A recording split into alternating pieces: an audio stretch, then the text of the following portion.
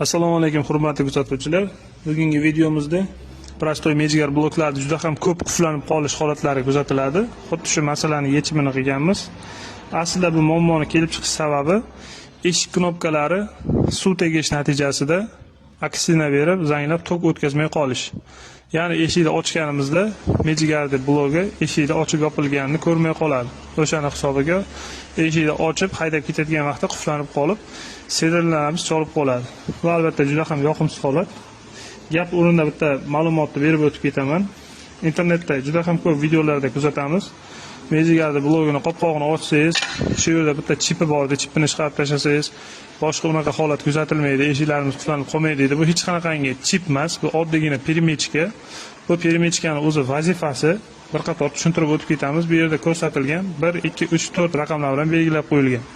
Bu 1 sekunddan 4 sekundgacha sentr zabokka plus minusni borib turishi. Ya'ni bu permechkani chiqarib 4-siga yoki 3-siga tiqib qo'yadigan bo'lsak, sentr zamokda knopkasini bosganimizda sentr zamoklarimizga 4 sekund davomida plus minus borib turadi.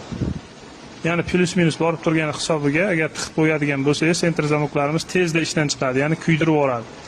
Bu albatta yaxshi emas. Sizga boshqa lifehack ko'rsataman. Albatta bu foydali, samarali, amalda sinalgan. Sentr zamogimizdan ko'rib turganingizdek katta stekerimizdan 2 dona simchiqdan oq, bitta qora chiziqli oq sim, bitta oq simimiz.